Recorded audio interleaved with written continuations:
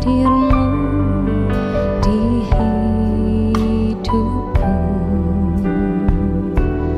terutama bagiku. Penyertaan-Mu Tuhan, penyertaan-Mu Tuhan, segalanya bagiku.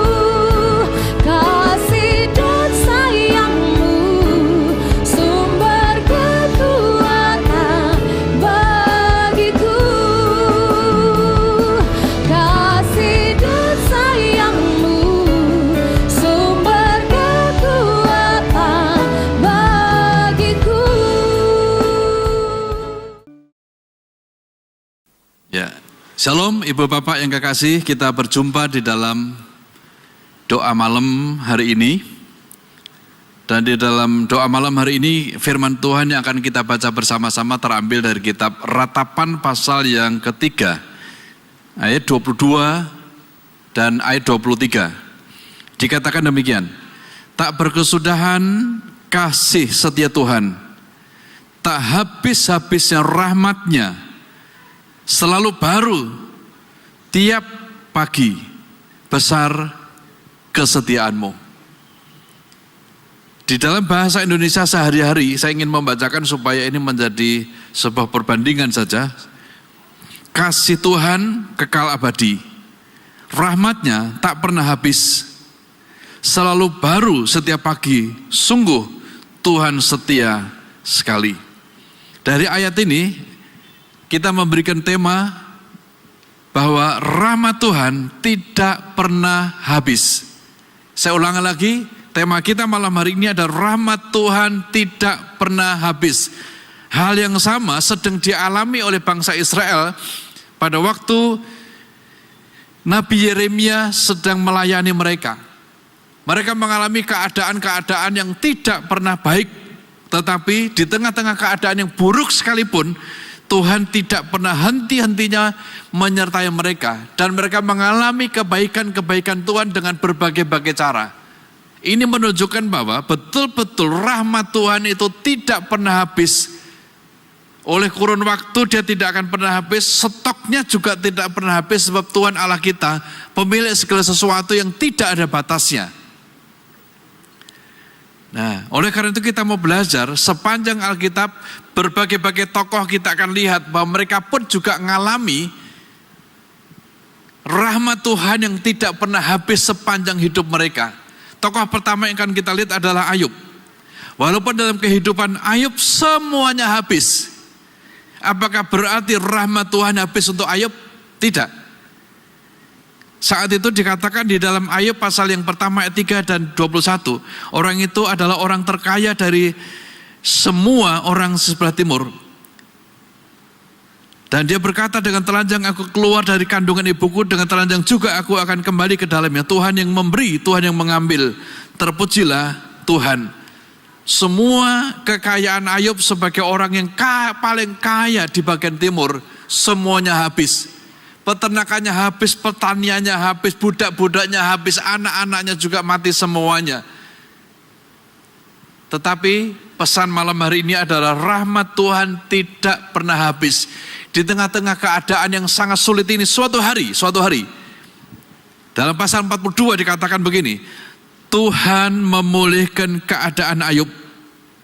Setelah ia meminta doa untuk saudara-saudaranya, dan Tuhan memberkati kepada Ayub 2 kali lipat dari segala kepunyaannya dahulu. Bukti pertama bahwa betul-betul rahmat Tuhan tidak pernah habis bagi pengusaha sebesar Ayub. Walaupun pernah mengalami habis total, bangkrut, bahkan dirinya bukan sekedar bangkrut tapi mengalami sakit yang nyaris mencabut nyawanya. Ujung-ujungnya dipulihkan. Kenapa? Karena rahmat Tuhan tidak pernah habis untuk Ayub. Pelajaran yang menarik bagi kita malam hari ini adalah dalam usaha, dalam pekerjaan bisa saja kita mengalami keadaan yang sulit, habis semuanya. Tapi jangan ada yang putus asa, sebab rahmat Tuhan tidak pernah habis. Kalau Ayub dipulihkan 2 kali lipat, maka ibu bapak semua juga bisa dipulihkan.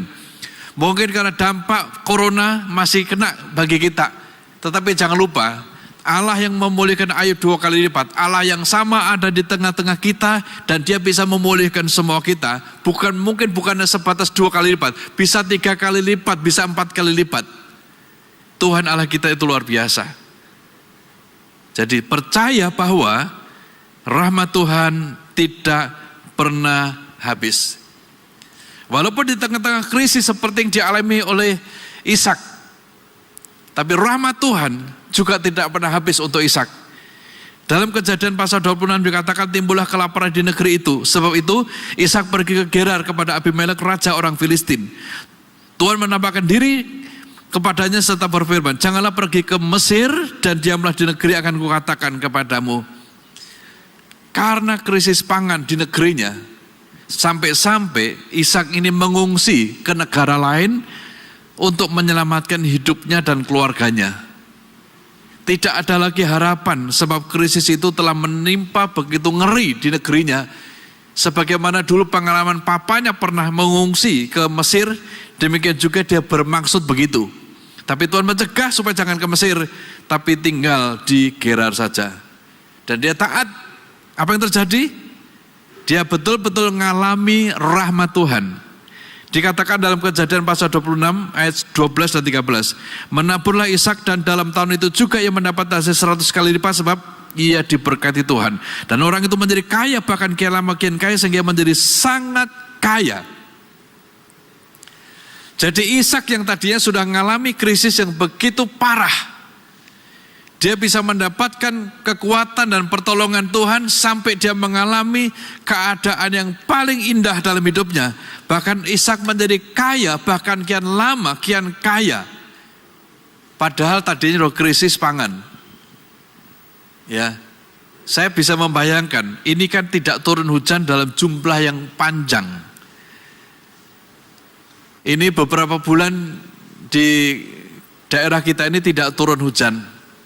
Saya juga mengalami krisis rumput, sehingga pakan untuk domba saya itu saya sebagian harus beli karena sedang krisis. Ya, saya membayangkan bahwa krisis yang terjadi gara-gara tidak turun hujan di Timur Tengah kala itu jauh lebih ngeri. Rumput-rumput di sekitar saya pada mati. Jadi rumput odot saya, rumput pakcong harus disiram dengan air baru dia bisa subur kembali. Ini bicara tentang krisis. Nah, krisis yang terjadi di kala itu betul-betul krisis yang begitu mengerikan. Tetapi jangan lupa, rahmat Tuhan masih ada. Di tengah-tengah krisis yang mencekam itu, ada rahmat Tuhan.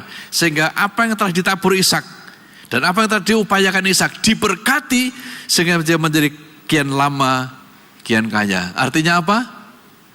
Rahmat Tuhan tidak pernah habis. Jadi kalau Bapak Ibu di dalam pekerjaan, di dalam kehidupan sekarang sedang mengalami krisis yang berat, jangan putus asa sebab di tengah-tengah krisis yang berat sekalipun, rahmat Tuhan tidak pernah habis. Yang bagian ketiga kita mau belajar bahwa bagaimana kalau kondisi seseorang karena terjadi sesuatu dan lain hal dan sampai hutang, bahkan hutangnya itu tidak bisa terbayarkan. Apakah di tengah-tengah keadaan seperti itu rahmat Tuhan masih ada? Masih. Ya, inilah yang dialami seorang ibu yang baru saja ditinggal mati oleh suaminya, tetapi dia mengalami rahmat Tuhan. Waktu itu dia mengadu kepada hamba Tuhan, penagih hutang sudah datang untuk mengambil kedua orang anakku menjadi budaknya karena utangnya tidak bisa terlunasi. Tetapi tidak lama sesaat dia sudah berjumpa dengan Nabi Tuhan itu, Nabi Tuhan memberikan petunjuk-petunjuk ilahi kepadanya dan dia taati semuanya dan terjadilah mukjizat. Minyak yang tadi cuma satu buli-buli berubah menjadi sekian jerigen, sekian drum, kira-kira begitu.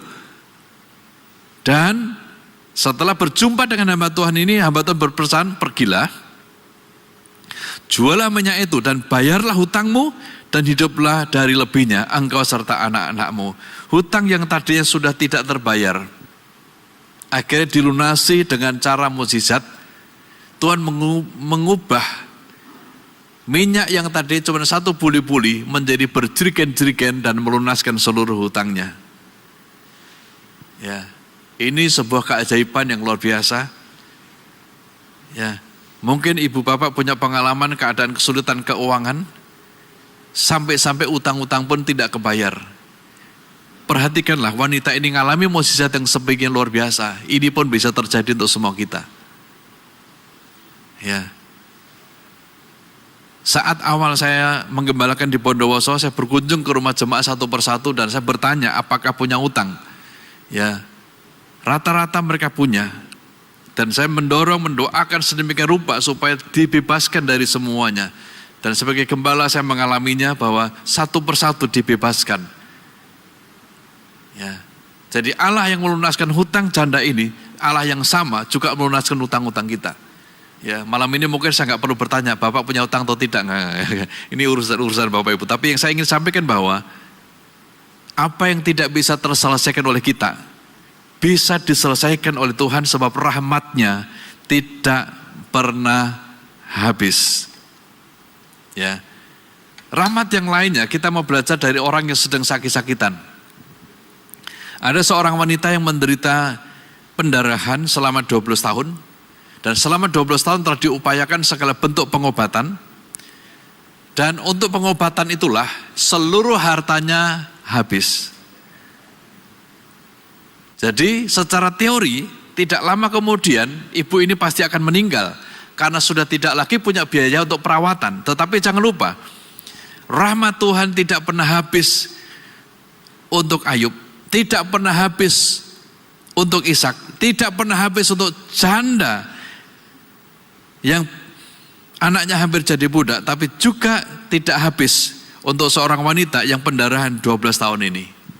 Perhatikan apa yang terjadi setelah dia berjumpa dengan Yesus. Asal ku jamah saja jubahnya, aku akan sembuh. Itu iman dari wanita ini. Seketika itu juga berhentilah pendarahannya dan ia merasa bahwa badannya sudah sembuh dari penyakitnya. Sekali lagi, rahmat Tuhan tidak pernah habis sekalipun kita bergumul dengan sakit penyakit yang membahayakan, yang telah menghabiskan seluruh biaya hidupnya. Sebegitu berjumpa dengan Tuhan, tidak pakai lama, sembuh. Berapa lama? Seketika itu juga berhentilah pendarahannya. Tidak dalam proses, tetapi dalam waktu yang sama seketika. Mirip-mirip begini. Kalau Bapak Ibu misalnya pergi ke bank atau mungkin dari handphone kita transfer uang misalnya gitu. Butuh berapa lama? Detik hitungannya. Ya, zaman dulu kalau kita bawa uang 10 juta ke kota lain gitu butuh waktu berjam-jam, satu karung, satu koper gitu. Tapi sekarang ini dengan dunia transfer kita bisa kirim uang dalam jumlah besar sekalipun, hitungannya detik saja uang itu sudah sampai ke rekening yang bersangkutan. Ya, jadi mirip transfer ini, seketika itu juga berhentilah pendarahannya. Jadi ini menjadi peringatan bagi kita Bapak Ibu yang malam hari ini bergumul dengan sakit penyakit. Jangan pernah putus asa sebab rahmat Tuhan masih ada bagi kita. Selama kita masih hidup berarti masih ada pengharapan. Selama Tuhan kita ada Tuhan yang perkasa, Tuhan yang hidup, maka masih ada rahmat bagi kita untuk sembuh. Ya, Pak sudah nggak ada biaya, wanita ini juga nggak ada biaya lagi. Maka Tuhan akan hadirkan dengan cara sembuh tanpa biaya. Seorang panglima negeri Aram bernama Naaman, dia juga kusta kala itu, sembuh. Berapa biayanya? 0 rupiah. Sebab Nabi yang membantu dia untuk berjumpa dengan Tuhan dan mengalami kesembuhan, diberi persembahan tidak ngambil 1 rupiah pun. Padahal pernah saya ngitung dalam bentuk rupiah, waktu Naaman berangkat ke Israel itu berapa banyak uang yang dibawa. Total yang dibawa antara uang dan barang itu total 18 miliar. Tapi pulang tanpa mengeluarkan biaya perawatan sedikit pun dan pulang dengan sembuh. Dan jabatan sebagai panglima tentulah tidak akan beralih dari pundaknya sebab dia sembuh dari kusta. Ya. Jadi berkat Tuhan, kesembuhan Tuhan bisa dengan menggunakan uang, bisa menggunakan rumah sakit dan juga bisa tanpa uang, tanpa rumah sakit, tanpa obat juga bisa. Ada rahmat Tuhan, ibu papa untuk sembuh. Makanya kalau ada saudara kita, teman kita, butuh doa untuk kesembuhannya, layani mereka. Kalau kita sudah disembuhkan, kita punya hutang satu kepada orang yang sakit. Ya. Kalau yang sakit itu kita doakan sembuh, orang itu punya utang satu, sembuhkan yang lain lagi. Ya.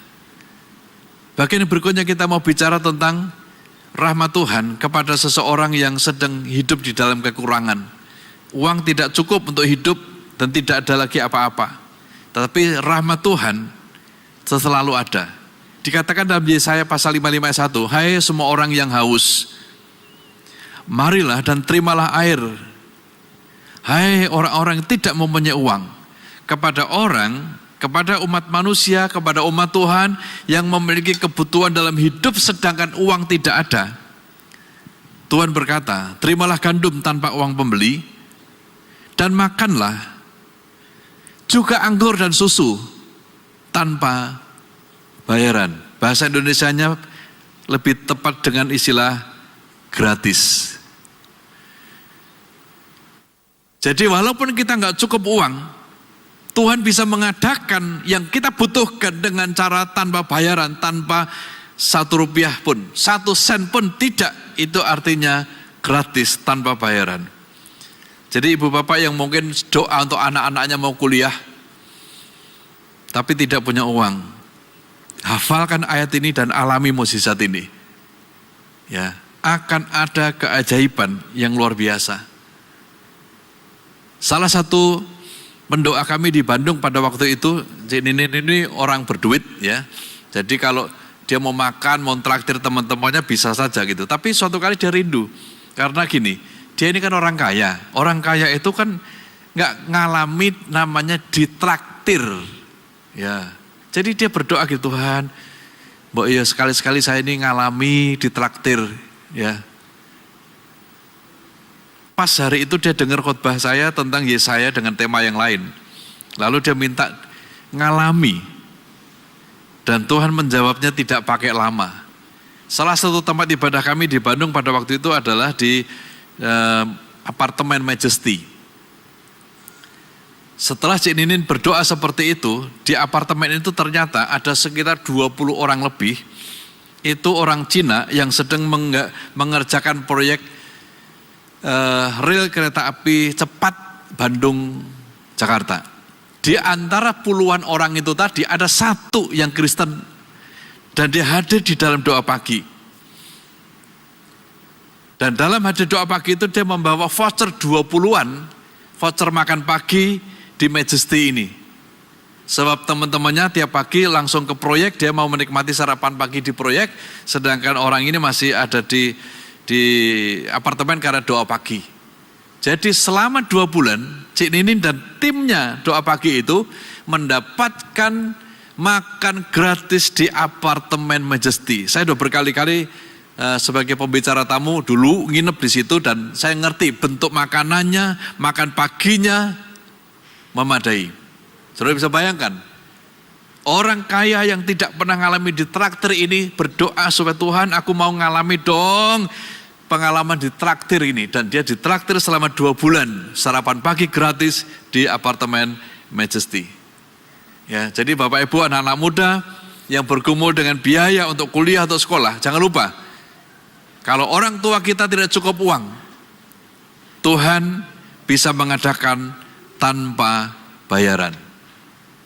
Ya, saya sudah ngalaminya. Waktu anak saya keterima di spesialis mata, bukan karena kami punya tabungan ratusan juta, tapi karena kami punya Allah yang tak terbatas yang bisa membuat segala sesuatu tanpa bayaran. Dan sekarang udah keterima, tinggal 1,5 tahun lagi anak saya selesai pendidikannya. Yang penting begini, agar supaya rahmat Tuhan itu tidak pernah habis itu kita alami, dalam segala keadaan kita harus bertahan sambil menanti waktu Tuhan, maka rahmat Tuhan itu pasti akan tiba untuk kita. Sekalipun semuanya hancur, bisa ngalami rahmat Tuhan. Sekalipun dalam krisis yang berat, akan ada rahmat Tuhan. Sekalipun hutang kita nggak terbayar, nggak mampu membayar lagi, akan ada rahmat Tuhan. Sekalipun kita sakit-sakitan bahkan hampir mati, masih ada rahmat Tuhan.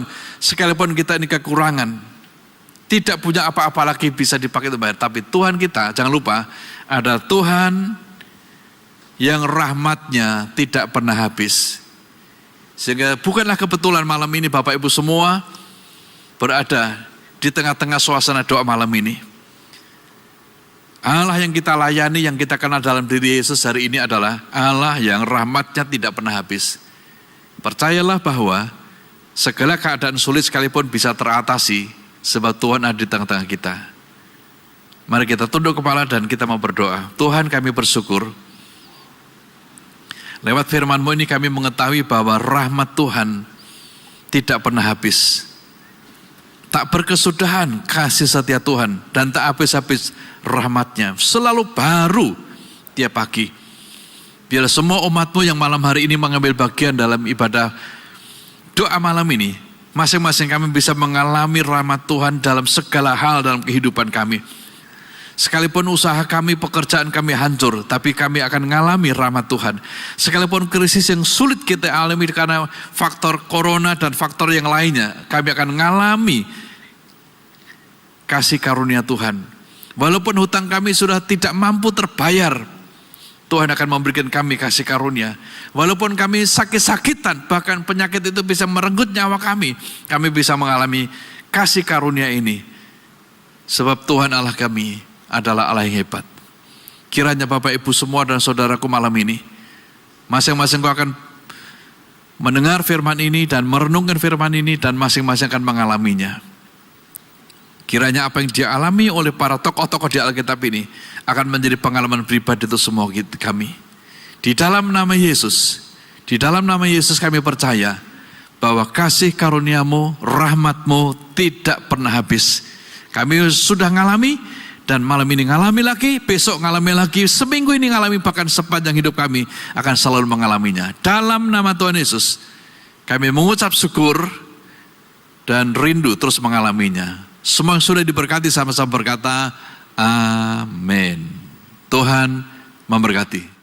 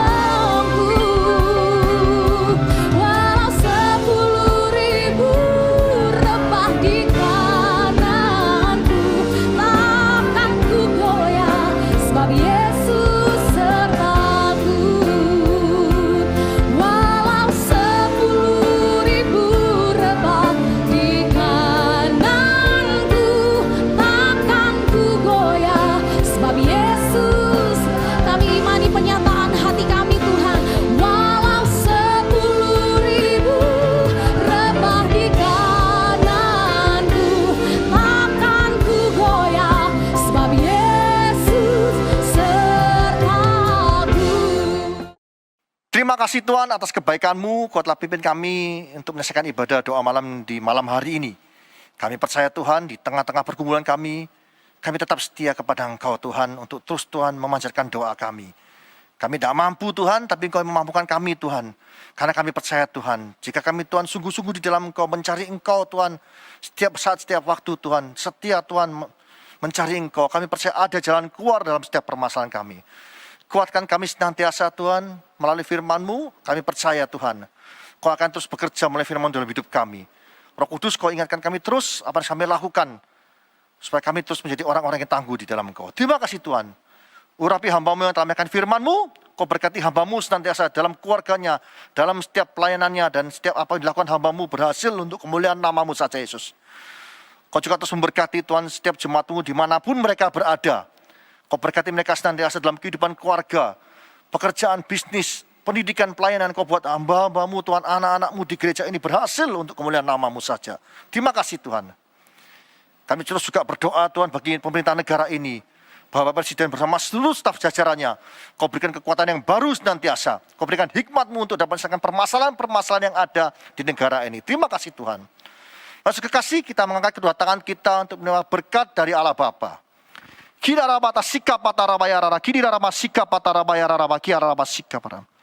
Tuhan, layakkan hamba-Mu untuk menerima berkat bagi jemaat-Mu dimanapun mereka berada. Saudara kasih, terimalah berkat dari Allah Bapa di dalam anaknya Tunggal Yesus Kristus dan persekutuan Roh Kudus.